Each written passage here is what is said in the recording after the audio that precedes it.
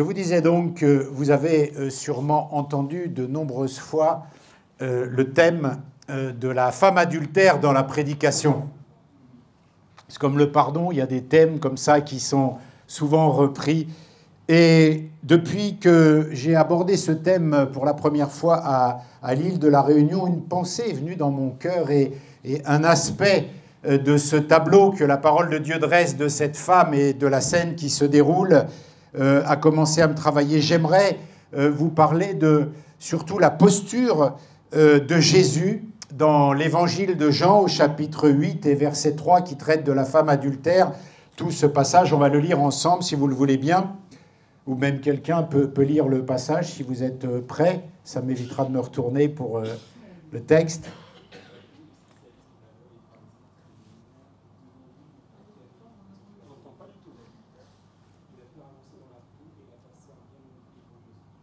Merci Jude. Je le redis plus fort puisque Jude n'était pas entendu. Tout à coup, les spécialistes de la loi et les pharisiens traînèrent devant lui une femme qui avait été prise en flagrant délit d'adultère. Ils la firent avancer dans la foule et la placèrent bien en vue devant Jésus. L'histoire continue. « Maître, lui dirent-ils, cette femme a commis un adultère et elle a été prise sur le fait. Or, dans la loi, Moïse nous a ordonné de lapider les femmes de ce genre. Toi, ah, c'est pas grave, tu peux remonter. Toi, quel est ton jugement sur ce cas ?» En lui posant cette question, il voulait lui tendre un piège, dans l'espoir de trouver quelques prétextes pour l'accuser. Mais Jésus se baissa et se mit à écrire du doigt sur le sol. Eux, ils insistaient, répétant leurs questions. Alors, il se releva et leur dit que celui d'entre vous qui n'a jamais péché lui jette la première pierre. Puis il se baissa de nouveau et se remit à écrire sur le sol. Après avoir entendu ces paroles, ils s'esquivèrent l'un après l'autre, à commencer par les plus âgés, laissant finalement Jésus seul avec la femme qui était restée au milieu de la cour du temple. Alors Jésus leva la tête et lui dit « Eh bien, où sont donc passés tes accusateurs? Personne ne t'a condamné ?» « Personne, Seigneur, lui répondit-elle. Alors Jésus reprit « Je ne te condamne pas non plus, va, mais désormais ne pêche plus. Amen. » Il y a une posture extraordinaire de la part de Jésus dans ce tableau sur laquelle j'aimerais m'appuyer ce matin. La parole de Dieu nous parle d'un tableau, un triptyque, si vous voulez, où il y a trois personnages. Il y a les religieux, les pharisiens. Il y a Jésus-Christ et il y a la femme adultère, la femme que les gens amènent. Et de l'attitude de Jésus va se dégager une posture étonnante, un regard étonnant sur cette femme et qui nous inspire pour avoir ce genre de regard sur le monde d'aujourd'hui. Jésus pose un regard particulier sur cette femme, a une posture particulière dans cette situation, et je crois qu'il est important pour nous de copier le maître, de copier le modèle, parce que c'est le regard qu'il faut poser sur ce monde pour le gagner. Dans notre temps, c'est le regard qu'il faut poser, celui sur ce monde, pour le gagner. Alors, depuis la Réunion, cette pensée a fait du chemin dans mon cœur et bien évidemment, on a deux personnages que j'avais intitulés à l'époque « Deux condamnés à mort qui parlent ensemble ». Il y a Jésus, qui est condamné à mort. Il va aller sur la croix. Il va mourir. Et il y a cette femme qui vient d'être découverte dans un péché, pourrait-on dire, par rapport à la loi de l'époque, et même maintenant, quoique. Et elle est amenée devant Jésus. Et cette femme va mourir, elle le sait, puisque la loi stipulait que cette femme devait être lapidée. Je ne sais pas, quand on lit ça, si on peut ressentir l'angoisse que cette femme avait. Elle va paraître devant des gens qui vont décréter qu'elle va aller dans un endroit, dans cet endroit, on va lui jeter des pierres, on va la lapider, jusqu'à la mort. Lapidée. Cette femme est là devant Jésus, elle sait que le châtiment, c'est ça, c'est la mort. Elle est dans l'angoisse. Et il y a une drôle de scène parce que ces deux personnes, Jésus, qui est lui-même condamné à mort, et cette femme qui sait là où elle va, où elle devrait aller, Pierre qui lui tape dans la tête et c'est fini, elle est morte. Ça nous prêche déjà l'Évangile. Parce que de ces deux condamnés à mort, après la mort, ils ne prendront pas la même direction, pour l'instant. Jésus, bien sûr, on sait où il va, au ciel, au paradis. Cette femme, sur l'instant, pécheresse, selon la loi, va mourir. Normalement en enfer. Deux directions différentes.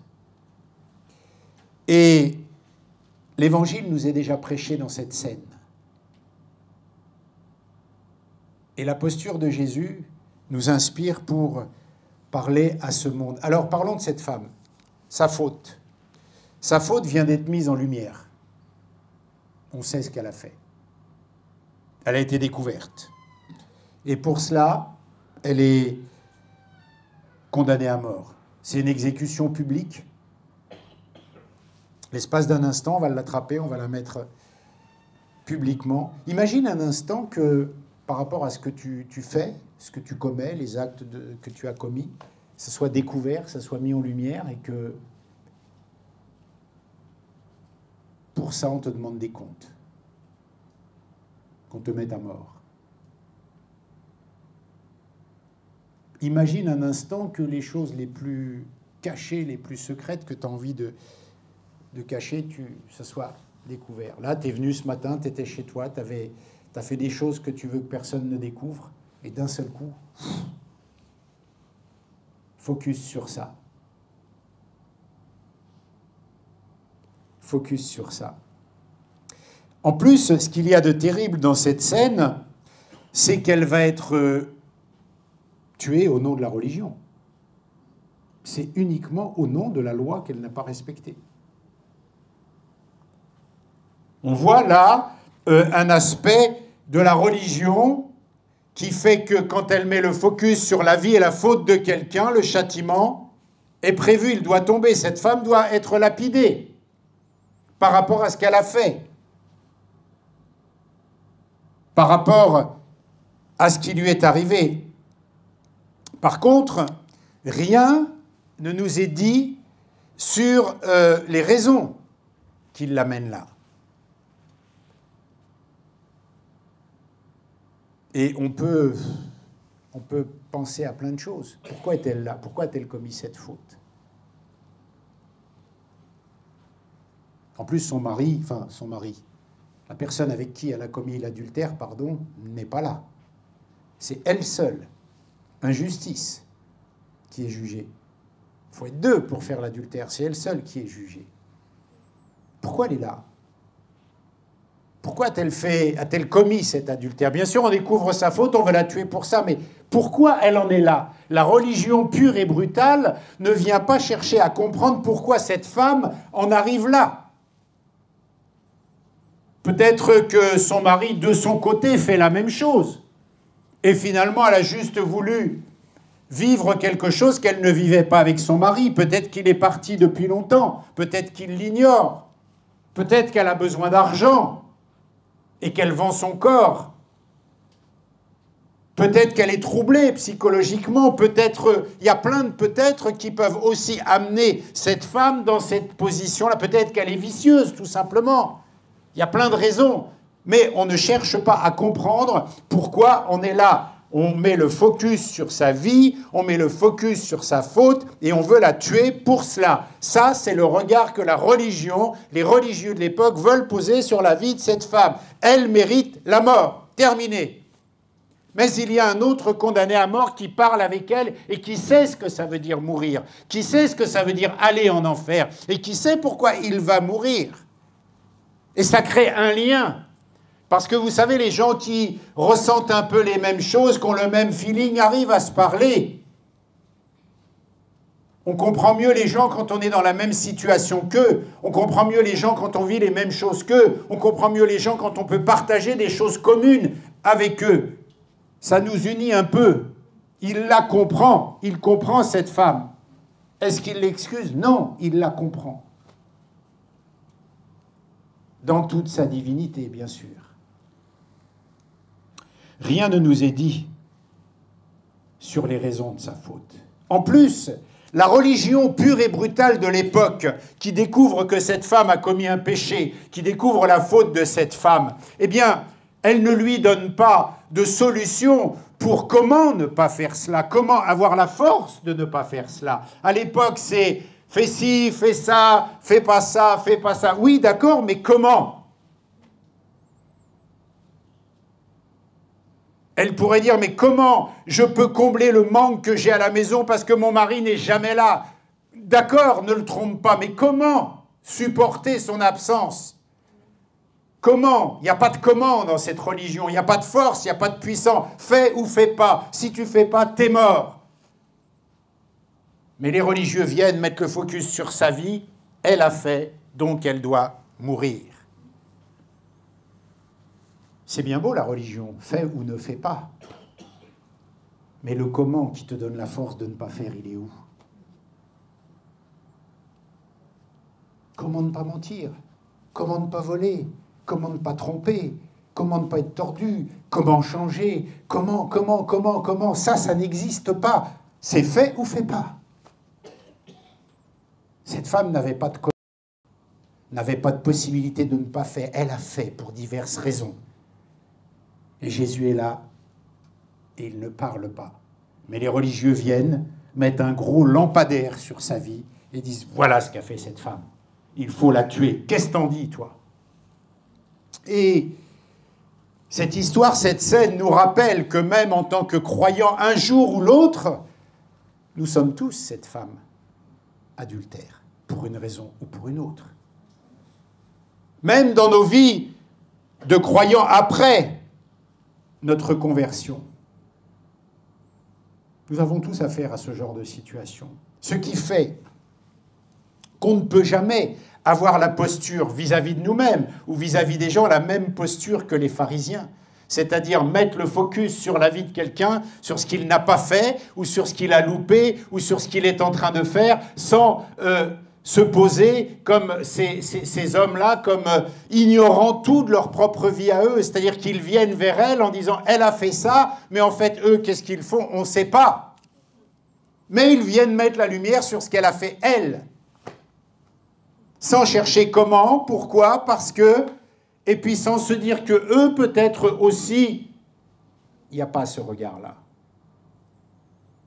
Et cette histoire nous enseigne que chaque fois qu'on arrivera devant des gens avec la posture pharisienne de mettre le focus sur les fautes des gens en considérant que nous-mêmes on n'en a pas, ça sera toujours compliqué et on ne sera pas crédible. Et ces gens-là vont être discrédités dans l'histoire à la fin. Mais pour l'instant, la parole de Dieu nous enseigne cela, nous enseigne ce qu'il ne faut pas faire. La posture de Jésus est visible, il est là, en silence, il ne parle pas. Et il y a ces gens qui viennent au nom de la morale, au nom de la religion, au nom de ce qu'il faut faire ou ne pas faire, sans comment, sans explication, sans pourquoi, sans comprendre. Tuons-la. L'histoire, elle est là, à cette étape-là. Alors voyons, les pharisiens, nous avons vu la femme et tout le drame qui est dans sa tête parce qu'elle ne parle pas. Elle est là, imaginez-vous, 5 minutes avec elle dans sa tête. Elle est toute tremblante d'avoir été découverte. Elle sait qu'elle va prendre des pierres et elle n'a pas de solution. Elle va mourir. Voilà l'état de cette femme. Voilà la situation de cette femme. Et peut-être qu'elle n'a pas eu la force de ne pas faire ce qu'elle a fait. Peut-être qu'elle n'avait pas les moyens de ne pas faire ce qu'elle a fait, pour diverses raisons. Mais la situation est celle-là. Et la Bible nous enseigne, le regard de Jésus, c'est le silence pour l'instant. La posture de Jésus, c'est de ne rien dire. Et la posture de ceux qui accusent, c'est de venir et de mettre la lumière sur ce qu'elle a fait. Voyons ces pharisiens qui ne veulent mettre qu'un seul éclairage sur la vie de cette femme. Qu'un seul éclairage. Pourquoi? Comment? Ça ne les intéresse pas. Autrement dit, on vient rentrer fort dans la vie de quelqu'un, on vient accuser quelqu'un fortement, mais il n'y a pas de pourquoi, il n'y a pas de comment, on ne cherche pas à comprendre. Ça, c'est la religion brutale. la religion pure et dure. Même la justice, même là en France, quand un criminel est jugé, quand on cherche à comprendre les circonstances atténuantes. Pourquoi en est-il arrivé là ?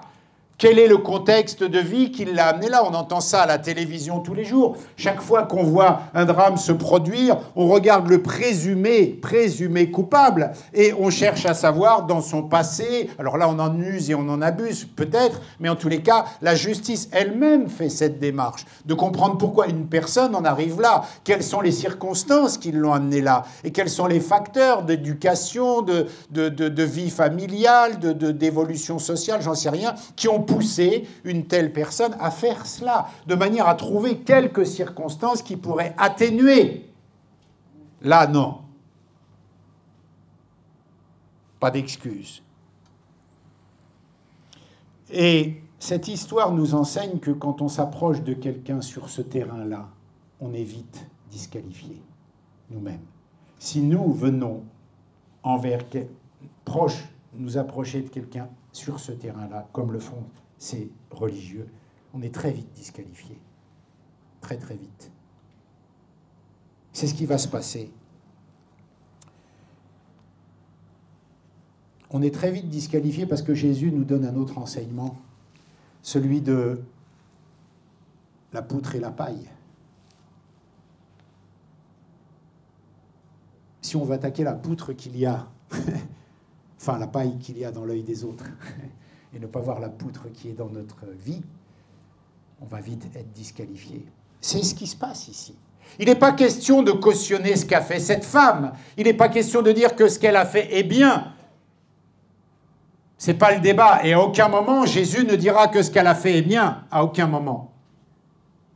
Mais il est question de ne pas arriver avec une posture qui ne voit pas qui nous sommes, ce que nous avons fait, et d'accuser quelqu'un sans comprendre pourquoi il en est là. Quelles sont les raisons qui l'ont amené là? Et ne pas se poser comme possédant tout et elle rien. Et cette religion-là est terrible. On ne peut pas être d'accord avec cette femme. On ne peut pas. Mais on ne peut pas la tuer. Personne ne va approuver raisonnablement ce qu'a fait cette femme. Personne ne va dire que c'est une bonne chose. Raisonnablement, on ne peut pas cautionner ça. Mais ce qui nous est enseigné de plus profond dans cette histoire, c'est qu'on ne peut pas la tuer pour ça. On ne peut pas la tuer pour ça. On ne peut pas. Et quand je dis la tuer, vous savez, aujourd'hui, avec l'Église, avec nos bouches, avec nos yeux, avec nos cœurs, avec nos paroles, on a plein de pierres à acheter aux gens. Plein de pierres. On peut lapider les gens de la même façon, du regard, avec des mots, avec des gestes, avec des attitudes. Ce ne sont pas des pierres comme dans l'ancien temps, là, c'est d'autres pierres. Et ça peut ressembler au regard de l'Église que nous posons sur ce monde, que nous posons sur les gens, que nous posons sur nos collègues, nos frères et sœurs. On peut avoir ce regard-là. L'Église peut avoir le regard des pharisiens.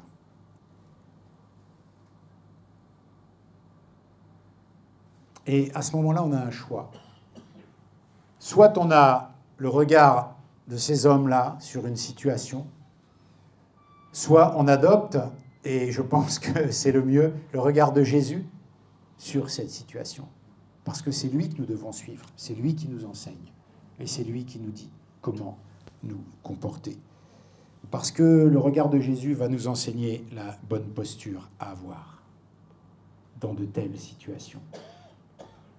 Comprenons-nous bien, on n'est pas en train de dire que ce qu'a fait cette femme est bien. On n'est pas en train de cautionner ces choses-là et on n'est pas en train de dire qu'il ne faudra jamais dénoncer quelque chose comme cela. On est en train de voir comment Jésus, avec sa posture, avec son regard, nous enseigne le comment il faut faire, comment il faut régler ça, comment il faut traiter cela.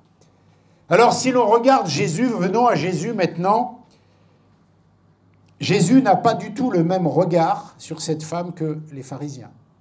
Pas du tout.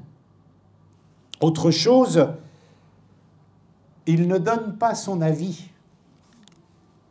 et il ne parle pas. Dans cette situation, dans ce tableau, il ne donne pas son avis, il ne parle pas. Et une leçon nous est donnée aussi pour évangéliser. Quelquefois, il faut ne pas parler. Quelquefois, il faut se taire. C'est contre-intuitif, c'est paradoxal, parce qu'on veut annoncer une bonne nouvelle, et je suis en train de dire que pour annoncer cette bonne nouvelle, il faut se taire. C'est ce que fait Jésus. Pour lui annoncer la bonne nouvelle qu'il va lui annoncer, il ne parle pas.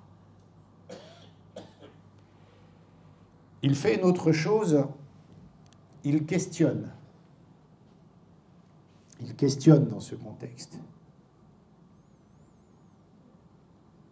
Il demande à cette femme, est-ce qu'ils t'ont accusé? Pendant que les autres lui parlent, il fait autre chose, il interpelle, mais il ne parle pas. Et finalement, il va gagner le cœur de cette femme. Finalement, il va la gagner. Finalement, il va la convaincre.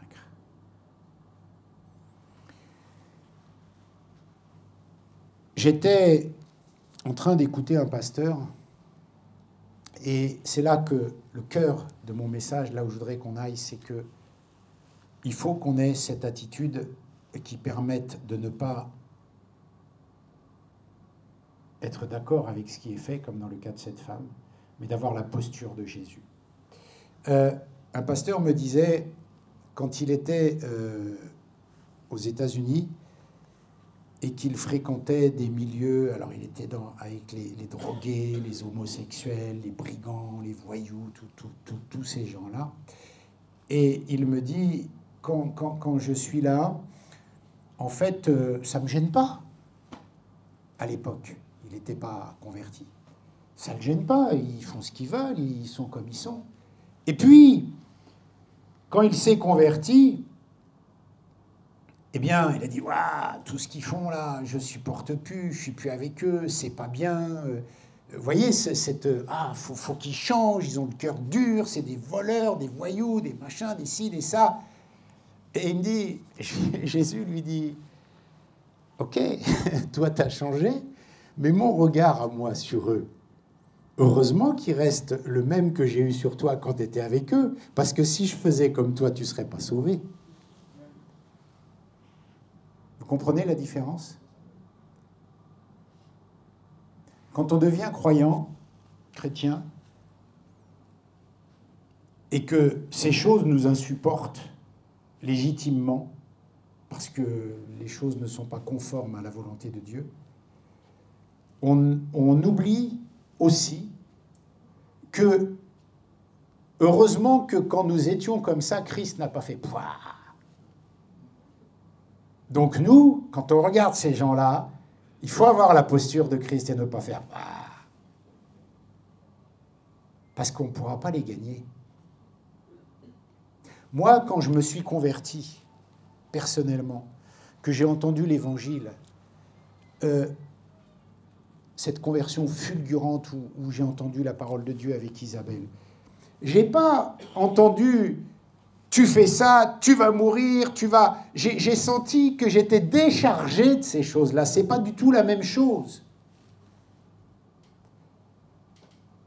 Jésus-Christ n'était pas d'accord avec ma vie passée, mais je n'ai pas senti le reproche que j'avais fait. J'ai senti le fait d'être déchargé, le fait d'être soulagé et non pas accusé.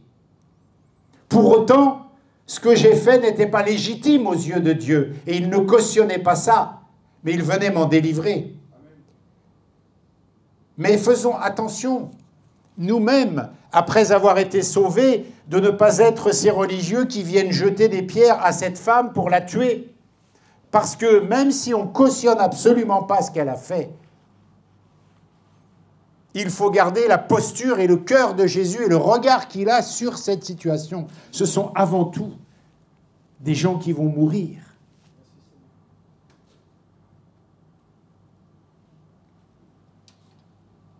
Et quand Christ regarde une situation comme celle-ci, si on se met derrière l'épaule de Jésus, là, en lisant la femme adultère, qu'on se met juste derrière lui, on voit le regard qu'il a sur cette situation. Il n'est pas d'accord avec cette femme, puisqu'il lui dira « ne pêche plus ». Le débat est clos là-dessus. Mais il se passe autre chose parce qu'il a une autre posture. Et c'est cette leçon que la parole de Dieu veut nous donner. Il y a des temps et des situations où il faut discerner. Il faut voir les choses sous un autre angle. Il faut voir les choses sous l'angle de Jésus, comme il les voit. Il y a des temps où il faut faire ça. Vous vous rendez compte que celui qui avait le pouvoir, le seul qui avait le pouvoir de la juger, de la tuer, de ce que vous voulez, c'était lui, Jésus. Et il ne l'a pas fait. Il pouvait dire, vous avez raison, lapidez-la, elle a péché. Il ne l'a pas fait. Alors qu'il était le plus légitime pour prononcer un jugement sur la vie de cette personne. Il ne l'a pas fait, lui le maître. Parce que ce n'était pas le temps. C'était le temps de la gagner. C'était le temps de parler à son cœur. Ce n'était pas le temps de la condamner. Ce n'était pas le temps de la juger. Et voilà le regard que nous devons poser sur ce monde en 2023. Voilà le regard que nous devons poser sur ce monde en 2023. Nous ne sommes pas là pour juger la planète. Elle sera jugée. Le monde sera jugé. Il est déjà jugé. Nous ne sommes pas là pour faire ça. Nous sommes là pour avoir cette posture de Jésus sur cette situation, sur ce monde. Nous sommes là pour discerner le temps. Parce que moi aussi, quand je parle aux gens de ma génération, c'est la même chose que Jésus et cette femme. Quand tu parles à quelqu'un, c'est deux condamnés à mort qui parlent ensemble. Je vais mourir de toute façon, et la personne à qui je parle va mourir aussi. Sauf que comme Jésus avec cette femme avant, lui à qui je parle n'ira pas au même endroit que moi après la mort. Donc je suis comme Jésus qui annonce quelque chose à cette femme. Quand je parle à ma génération, nous sommes deux condamnés à mort. Je vais mourir en tant qu'être humain et la personne à qui je parle va aussi mourir en tant qu'être humain. Mais nous n'aurons pas la même destination après la mort. Comme Jésus n'avait pas la même destination que cette femme au moment où il lui parle. Après, les choses changent. Donc, je comprends ce monde, je viens de ce monde, je ne peux pas le juger d'une certaine façon, puisque moi-même, Dieu a posé un regard sur moi comme je dois poser sur ce monde, sans cautionner ce qu'il fait. Parce que c'est un temps où il faut le gagner. Ce n'est pas un temps où il faut le juger, il est déjà jugé. Et nous ne sommes pas dans la vie d'Église, à l'intérieur des choses de la discipline de l'Église, là. Nous sommes d'avoir un regard et la posture de Christ sur la génération, parce qu'il y a un temps. On n'est pas là pour juger la planète, elle est déjà jugée. Par contre, parmi les deux condamnés à mort que nous sommes quand je parle à quelqu'un, l'un peut sauver l'autre. L'un peut sauver l'autre, comme Jésus a sauvé cette femme. L'un peut sauver l'autre. Mais on ne doit pas déployer l'artillerie lourde, les gros cailloux. On doit procéder comme Jésus le fait. Changer notre regard, changer notre posture. Et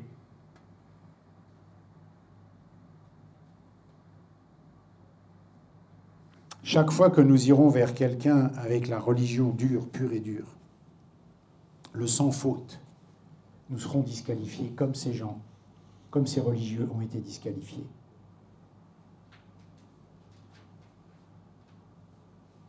Par contre, si nous prenons la posture de Christ, le regard de Christ sur cette situation, nous sommes qualifiés pour pouvoir lui partager quelque chose. Nous sommes qualifiés.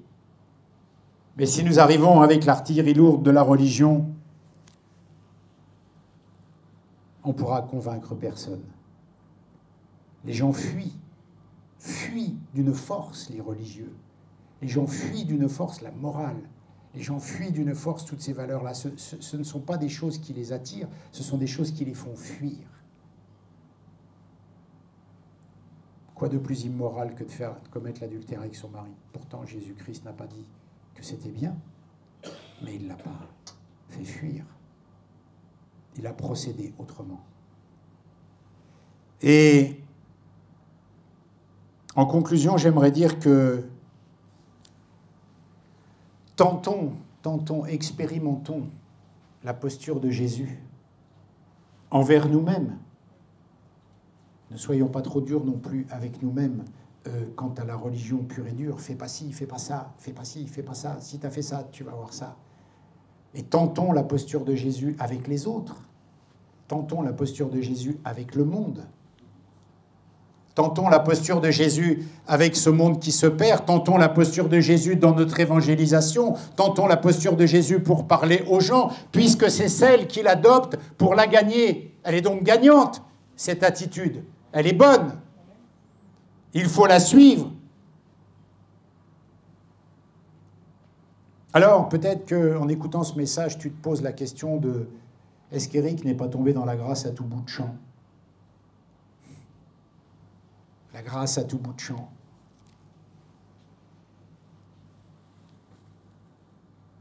La question que je vais te poser, c'est à quel moment, avec cette posture-là, Jésus a-t-il cautionné le péché? À quel moment a-t-il cautionné le péché? La réponse est simple, jamais. Donc on peut adopter cette posture-là, celle de Jésus-Christ avec cette femme, sans cautionner quoi que ce soit du péché. D'ailleurs, Jésus le dit lui-même à la fin, « Va et ne pêche plus ». Donc il ne cautionne rien du tout, alors qu'il était le mieux placé pour lui dire ces 4 vérités. Il ne l'a pas fait. Et c'est ce que j'aimerais partager avec vous ce matin. La finalité de mon message, le cœur de mon message, c'est qu'il faut discerner le temps et poser le regard de Jésus-Christ sur ce monde. Bien sûr, ce monde part. Bien sûr, ce monde sombre. Et à aucun moment, il n'est question de cautionner quoi que ce soit. Mais nous nous apercevons que nos techniques de charge héroïque pour évangéliser ou pour essayer de convaincre les gens arrivent à destination, c'est-à-dire ne plus rien produire. Par contre, la stratégie de Jésus, sa posture, reste toujours gagnante. Quand tu écoutes les gens, quand tu comprends ou tu questionnes pour savoir pourquoi ils en sont là, qu'est-ce qui les a amenés dans cette situation? Et quand tu les invites à changer, comme Christ le fait, où sont ceux qui te condamnaient? Je ne te condamne pas non plus. Et ça ne s'arrête pas là. Va et ne pêche plus. Il n'y a pas besoin de venir avec des cailloux de la morale, des cailloux de la dureté, des cailloux de la religion pour dire ne pêche plus. Il ne l'a pas fait. Et ceux d'ailleurs qui sont arrivés comme ça étaient disqualifiés, puisqu'ils ont posé leurs pierres une par une et qu'ils sont repartis. Du plus jeune au plus vieux, ou du plus vieux au plus jeune, ils sont tous partis de toute façon. Il est resté seul à seul avec Jésus. C'est Dieu, le Fils de Dieu lui-même, qui prend cette initiative de faire comme ça, de faire de cette façon-là. Qui peut dire quoi que ce soit à ce sujet, puisque lui, il l'a fait comme ça? Est-ce qu'on peut en déduire qu'il faut cautionner le péché? Non, jamais de la vie. Est-ce qu'il n'y a pas la discipline à exercer dans l'Église? Oui, plus tard. Là, on parle du salut du monde. Là, on parle de l'évangélisation. Là, on parle du regard que nous devons avoir sur le monde. Bien sûr qu'il faut l'éclairer, bien sûr qu'il faut l'évangéliser, bien sûr qu'il faut lui parler, bien sûr qu'il faut le guider. Mais trop souvent, nous sortons les pierres pour lapider et la morale. Et ça nous disqualifie parce que nous avons nous-mêmes de grosses pierres à l'intérieur de nos propres chemins, à à l'intérieur de nos propres vies. Par contre, si nous arrivons face aux gens en disant « Je te comprends, je veux savoir par où tu es passé, je veux savoir ce que tu vis. Ce que tu fais, c'est pas top, il faudra que tu changes. Mais pourquoi t'en es arrivé là? Et t'en es arrivé là parce que telle et telle chose que tu es en train de me dire, Dieu peut les prendre en charge. Alors va et ne pêche plus. » Voilà la bonne manière. On fuit tout ce qui est rigide aujourd'hui. On fuit tout ce qui est moral, on fuit tout ce qui est rigoureux, on fuit tout ce qui est discipline, on fuit tout ce qui est dureté. Nous-mêmes, si nous avions dans nos églises des pasteurs durs, rigides, on les fuirait.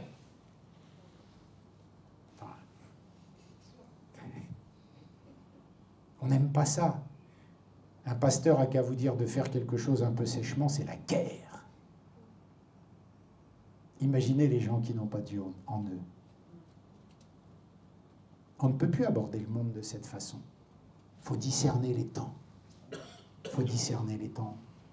Travailler notre message, travailler notre posture, travailler notre réflexion. Parce que vous savez, nous, quelquefois, nous voulons annoncer aux gens du monde de façon rigide, rigoureuse, le péché et tout. Nous-mêmes, quand un pasteur nous annonce le péché brutalement dans l'église, on est révolté. On ne veut pas qu'on nous parle comme ça. Et vous voulez que les gens du monde, on leur parle comme ça? Si toi, ce que tu ne supportes pas, pourquoi veux-tu que les autres le supportent, ceux qui ne connaissent pas Jésus?